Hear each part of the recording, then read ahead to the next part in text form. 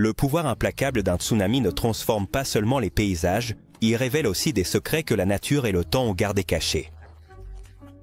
Quand les vagues se retirent, elles laissent derrière elles plus que de la dévastation. Des objets, des créatures et des fragments d'histoire qui défient toute logique. Des fragments de temples sacrés qui traversent les océans aux créatures marines qui semblent tout droit sorties de légendes, chaque découverte raconte une histoire unique, incroyable. Et parfois, déconcertante. Le quai qui a traversé le Pacifique.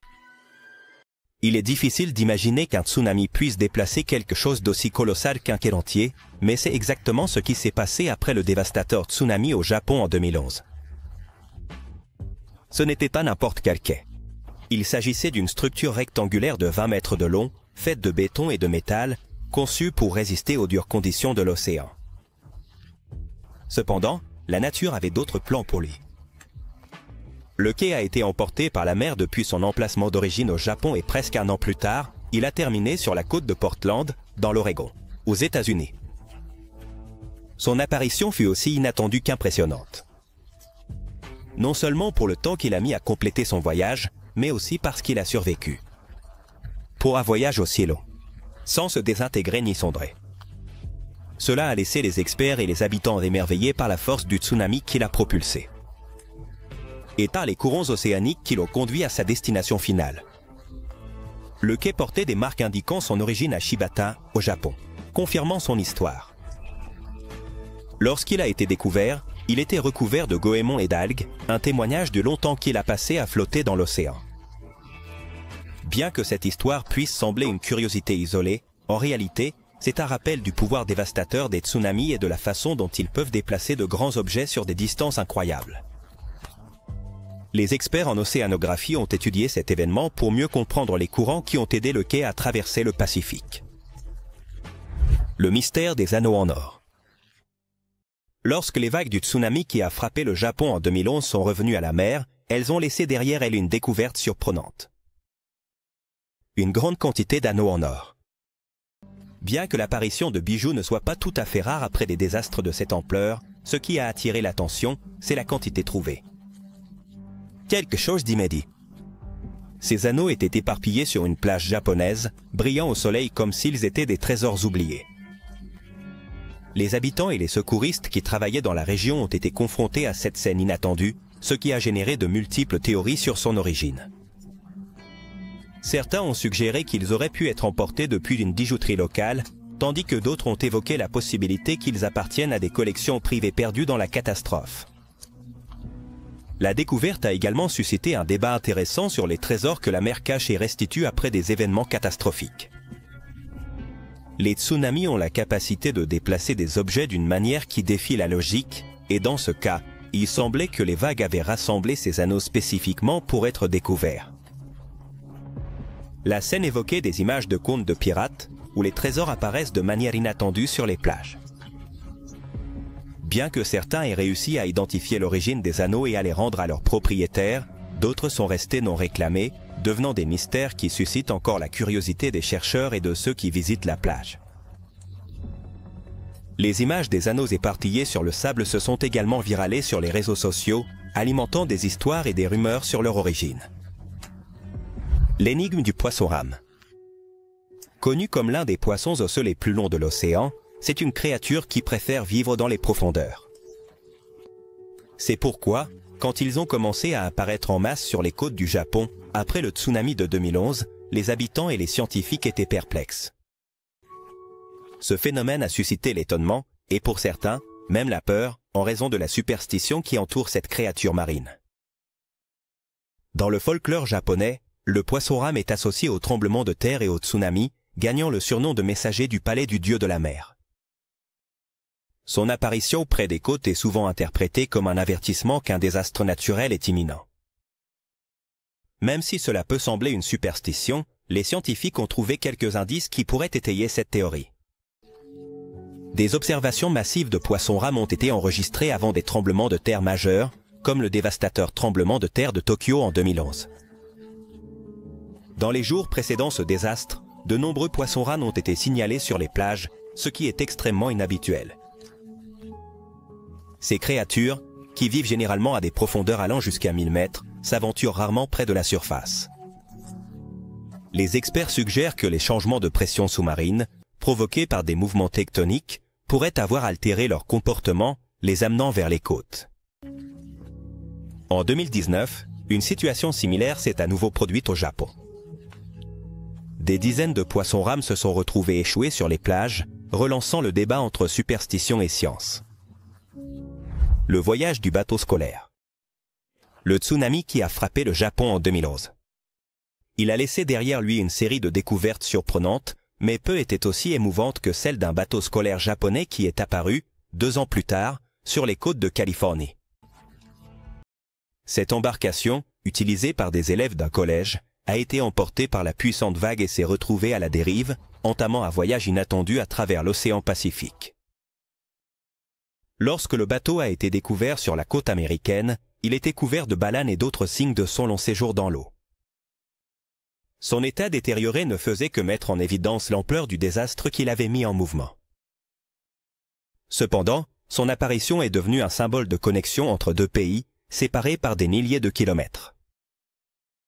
La découverte du bateau a soulevé des questions fascinantes sur les courants océaniques qui l'ont amené jusqu'en Californie. Les scientifiques qui ont étudié le cas ont déterminé que les mêmes courants qui ont transporté des tonnes de débris du Japon vers l'Amérique du Nord ont également pu emporter avec eux des micro-organismes et d'autres formes de vie marine, soulignant l'impact écologique des tsunamis. En plus de sa valeur scientifique, cette découverte a eu un impact émotionnel significatif.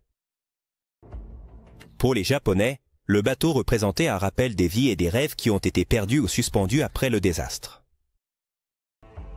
Pour les Américains, c'était une preuve tangible de la connexion mondiale que nous partageons en temps d'adversité. Les sacs à dos de cocaïne. Sur les côtes de Yokosuka, au Japon, en 2013, une découverte inhabituelle a laissé perplexes les habitants et les autorités.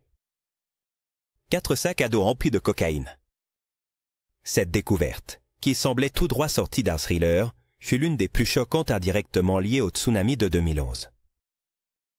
Bien que les circonstances exactes de la façon dont ils sont arrivés là-bas restent non résolues. Le contenu des sacs à dos, 80 kg de cocaïne, d'une valeur estimée à 48 millions de dollars, représentait la plus grande saisie de drogue dans l'histoire du Japon jusqu'à ce moment-là. Cette découverte a suscité des spéculations sur son origine, allant d'activités illégales perturbées par la catastrophe à des possibilités plus fortuites, comme la cargaison se détachant d'un navire en mer. Bien qu'il n'ait pas été possible de confirmer que ces sacs à dos aient été transportés directement par les vagues du tsunami, leur apparition sur une plage touchée par l'événement a soulevé l'idée que la catastrophe ait pu contribuer à leur déplacement. Certains chercheurs ont suggéré que les courants océaniques, perturbés par les débris et les changements dans la topographie sous-marine, auraient pu transporter la cargaison. Jusqu'à Yokosuka. L'homme en Lego. Géant. Imagine-toi te promener sur la plage un matin tranquille et, tout à coup, tomber sur un homme en Lego géant allongé sur le sable. C'est exactement ce qui s'est passé en 2011 sur la plage de Siesta. C'est Floride. La découverte était aussi inattendue que fascinante. Une figurine Lego de près de 3 mètres de haut, vêtue d'un t-shirt sur lequel était écrit « Non, plus réel que toi ». Pas plus réel que toi. Bien qu'à première vue cela ressemblait à un mystère digne d'un film de science-fiction, il est vite devenu évident qu'il n'était pas le résultat d'un tsunami ou d'une quelconque catastrophe naturelle. La figurine était l'œuvre de l'artiste guerriero néerlandais Lego qui avait créé plusieurs versions de cet homme géant. Et il les avait laissés apparaître sur différentes plages à travers le monde. Avant d'atterrir en Floride, cet homme en Lego particulier avait été vu au Danemark et dans d'autres endroits. Le but derrière cette œuvre, comme le message sur sa chemise, n'était pas entièrement. Bien sûr, mais ça n'a fait qu'augmenter l'intrigue de ceux qui l'ont croisé. Certains ont interprété son apparition comme une critique sociale, tandis que d'autres l'ont simplement vu comme une pièce d'art conceptuelle qui parvenait à capter l'attention de quiconque la voyait. Le ballon de foot qui est revenu. Parmi les nombreux objets remportés dans l'océan par le tsunami japonais de 2011, peu ont une histoire aussi poignante qu'un simple ballon de football. Ce ballon, appartenant à un jeune étudiant japonais, a disparu avec sa maison et ses biens lorsque les vagues ont dévasté sa ville. Cependant, l'extraordinaire s'est produit 2 ans plus tard, lorsque le ballon a été découvert sur les côtes de l'Alaska. La découverte a été faite par un couple qui se promenait sur la plage. En remarquant des inscriptions sur le ballon, ils ont décidé d'enquêter davantage et ont réussi à identifier le nom du propriétaire. Un jeune qui avait survécu au tsunami. Ce ballon, qui semblait être un objet insignifiant, est devenu un symbole d'espoir et de connexion entre 2 endroits aussi éloignés que le Japon et l'Alaska. Le jeune homme, lorsqu'il a été contacté, n'arrivait pas à croire que quelque chose d'aussi personnel et précieux pour lui ait survécu à une telle catastrophe. Et il avait parcouru des milliers de kilomètres à travers l'océan. Ce retour inattendu nous rappelle comment, même au milieu de la destruction, les histoires personnelles peuvent transcender les frontières et rassembler les gens. Le ballon est également devenu un témoignage de la capacité de l'océan à transporter des objets sur de grandes distances, défiant les attentes humaines. Les scientifiques qui étudient les courants océaniques liés au tsunami ont utilisé ce cas comme exemple. Pour mieux comprendre comment les déchets et d'autres objets peuvent se déplacer dans l'eau après une catastrophe naturelle. Le bateau fantôme japonais. Le terme « bateau fantôme » évoque des images de légendes maritimes et de récits surnaturels, mais dans ce cas, l'histoire a ses racines dans la réalité. Lors du tsunami au Japon en 2011, un bateau de pêche a été laissé à la dérive après avoir été arraché de son amarrage. Sans équipage à bord, le bateau a commencé un voyage qui l'a mené jusqu'aux côtes du Canada, où il a été découvert des mois plus tard. L'embarcation, de presque 15 mètres de long, était en beau état, bien qu'elle montrait des signes évidents du temps passé dans l'océan. Recouvert de goémons et d'algues, il semblait tout droit sorti d'un film d'aventure maritime. Lorsqu'il a été aperçu, il a attiré l'attention des pêcheurs locaux et des experts en navigation qui ont été impressionnés par la résistance du bateau. Malgré son surnom de « bateau fantôme », ce navire ne cachait aucun mystère surnaturel, mais était plutôt un rappel clair de l'ampleur du désastre qu'il avait mis en mouvement. Son apparition a également soulevé des questions sur la sécurité maritime et comment les embarcations peuvent devenir des dangers potentiels si elles se retrouvent à la dérive après une catastrophe. La Harley-Davidson de l'océan. En avril 2012, une découverte inattendue sur les côtes du Canada a attiré l'attention de tout le monde. Une Harley-Davidson, couverte de rouille et de débris marins, a été découverte à l'intérieur d'un conteneur de stockage emporté par l'océan. Cette moto, un modèle de 2004, venait du Japon et avait été emportée par la mer lors du tsunami de 2011. L'homme qui a trouvé la moto n'arrivait pas à croire qu'un objet si précieux puisse apparaître au milieu de la plage. Bien qu'elle ait été visiblement endommagée par l'eau salée et le passage du temps, elle était encore reconnaissable comme une Harley-Davidson. Rapidement, les enquêtes ont révélé que le conteneur dans lequel elle se trouvait avait parcouru des milliers de kilomètres depuis le Japon jusqu'au Canada, emportant avec lui ce trésor particulier. Grâce au numéro de châssis de la moto, les représentants de Harley-Davidson ont réussi à retrouver son propriétaire d'origine au Japon. Cet homme, qui avait tout perdu lors du tsunami, était profondément ému par cette découverte. L'entreprise a même proposé de remplacer sa moto par un modèle neuf en signe de solidarité, mais il a refusé l'offre. Comme il l'a expliqué, il ne voulait pas recevoir quelque chose de nouveau alors que beaucoup d'autres souffraient encore des pertes causées par le désastre. Le fragment du sanctuaire perdu. Parmi les débris emportés par le tsunami au Japon en 2011, l'une des découvertes les plus symboliques fut un fragment d'un torii, la porte d'entrée emblématique des sanctuaires shintoïstes japonais. Ce morceau de bois, connu sous le nom de Kasaji, est apparu sur les côtes d'Océan Cid, en Oregon, en 2013, marquant un voyage de plus de 2 ans à travers l'océan. Le torii, une structure qui symbolise l'entrée dans un espace sacré, est un élément fondamental de la culture japonaise. Ce fragment, en particulier, appartenait à un sanctuaire dans le nord du Japon, l'une des zones les plus touchées par le tsunami. Sa découverte a non seulement attiré l'attention des archéologues et des anthropologues, mais a également eu un impact spirituel significatif sur ceux qui l'ont trouvé. Le Kasaji, bien qu'usé par les vagues, était toujours reconnaissable par son design distinctif. Il a été rapidement identifié comme faisant partie d'un torii, et les experts ont travaillé pour retracer son origine exacte. Cette découverte a souligné comment le tsunami a non seulement touché les gens et les maisons, mais aussi les éléments les plus sacrés de la culture japonaise, comme le bateau de 500 tonnes échoué. En 2018, un tsunami a frappé la côte indonésienne avec une force dévastatrice. Parmi les nombreux ravages qu'il a causés, l'un des événements les plus marquants fut le sort d'un bateau de 500 tonnes. Ce gigantesque navire s'est échoué sur la terre ferme après que le tsunami l'ait emporté depuis l'océan, laissant les habitants locaux et les membres d'équipage sans voix. Le capitaine du bateau, qui était à bord pendant le tsunami, a décrit comment il a remarqué que l'embarcation était aspirée vers la mer, un signe clair que quelque chose d'extraordinaire était sur le point de se produire. Quelques instants plus tard, la force du tsunami a frappé, entraînant le bateau vers la côte avec une vitesse et une puissance que personne n'aurait pu prévoir.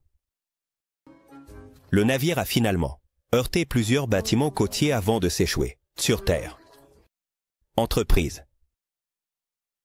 Heureusement, tous les membres d'équipage ont survécu, mais ils sont restés coincés à bord jusqu'à l'arrivée des sauveteurs. Ils ont rendu extrêmement difficile de le remettre à l'eau. Pendant des semaines, le gigantesque navire est resté comme une pièce monumentale du désastre, attirant l'attention des curieux et des médias. La créature blanche, mystérieuse. Après le dévastateur tsunami au Japon en 2011, les côtes japonaises ont été le théâtre d'une découverte troublante. Une créature blanche et déformée est apparue sur la plage, laissant à la fois les résidents et les scientifiques perplexes. Avec une texture gélatineuse et une forme indéfinie, beaucoup ont commencé à spéculer sur son origine.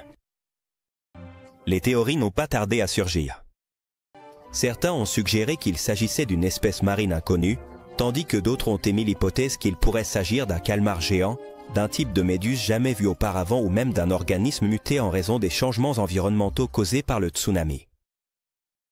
D'autres, plus sceptiques, ils ont proposé que cela pourrait simplement être une roche recouverte d'algues ou de sédiments. La créature blanche est rapidement devenue un sujet de débat sur les réseaux sociaux et dans les médias. Alors que les experts prenaient des échantillons pour les analyser, le grand public ne pouvait s'empêcher de se laisser emporter par des théories plus extravagantes, incluant de possibles connexions avec le surnaturel ou l'extraterrestre. Le poisson tsunami perdu après le dévastateur tsunami qui a frappé le Japon en 2011, une découverte insolite a surpris des plongeurs dans la baie de Monterey, en Californie. Un poisson pico-rayé, également connu sous le nom de poisson tsunami. Cette spécimen, natif des eaux japonaises et du nord-ouest du Pacifique, n'avait jamais été aperçu sur les côtes américaines, suscitant l'étonnement et diverses théories. Le poisson, au corps allongé et brillant, était une espèce inconnue dans les eaux des États-Unis. Les biologistes marins qui ont enquêté sur le cas ont conclu que, probablement, il a été entraîné par le tsunami avec des débris et d'autres organismes. On suppose que cet exemplaire, coincé parmi les débris flottants, a entrepris un voyage extraordinaire de milliers de kilomètres à travers l'océan. Ce qui a le plus fasciné les chercheurs, c'est comment le poisson a réussi à survivre à un périple aussi long. Bien que les conditions du voyage aient dû être difficiles, ce petit survivant a survécu. Il est arrivé dans un état de santé surprenant, se distinguant comme un exemple de la résilience de la vie marine. Ce phénomène rappelle le poisson rame, connu au Japon sous le nom de Ryugu, Notsuke, ou messager du palais du dieu dragon. Selon le folklore japonais, l'apparition de ce poisson des profondeurs présage des catastrophes naturelles, comme des tremblements de terre et des tsunamis.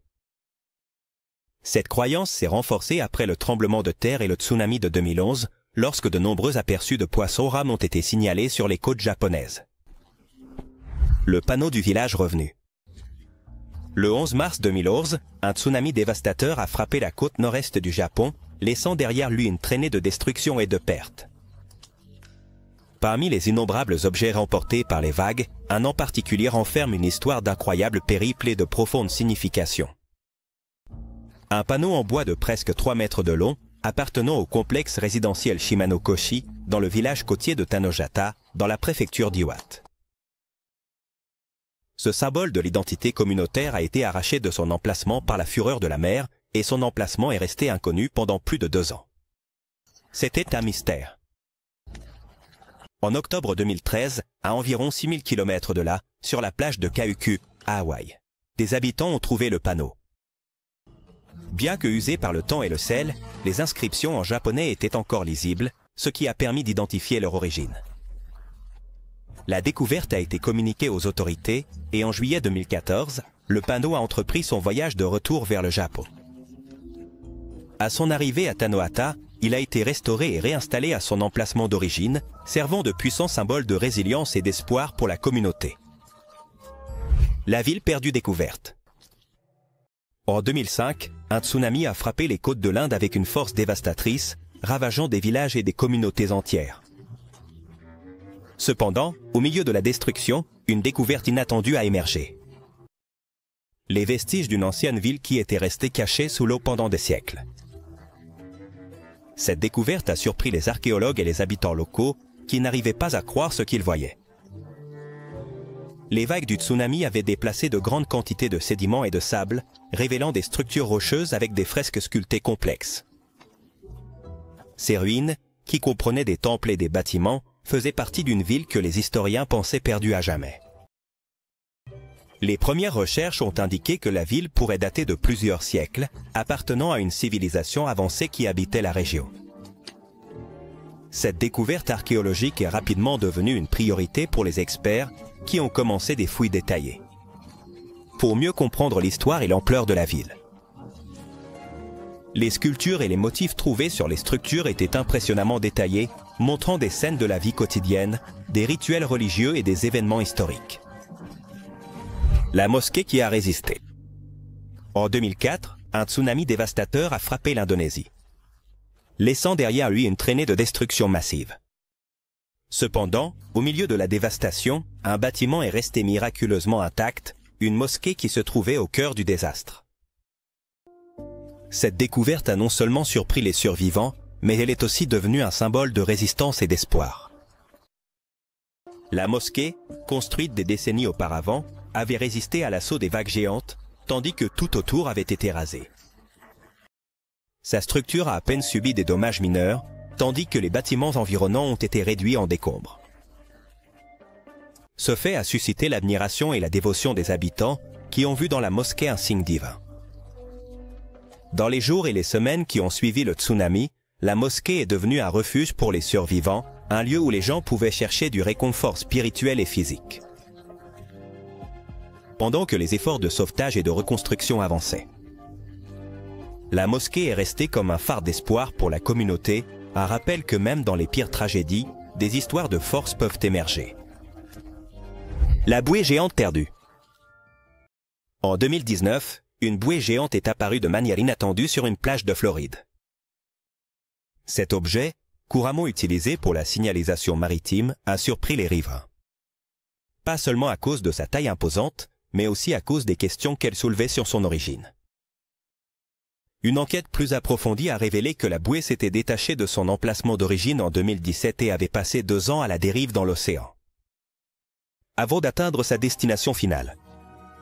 Les bouées de ce type sont conçues pour résister aux conditions les plus extrêmes de l'océan. En général, elles sont ancrées au fond marin par des fondations lourdes, ce qui rend leur détachement extrêmement rare.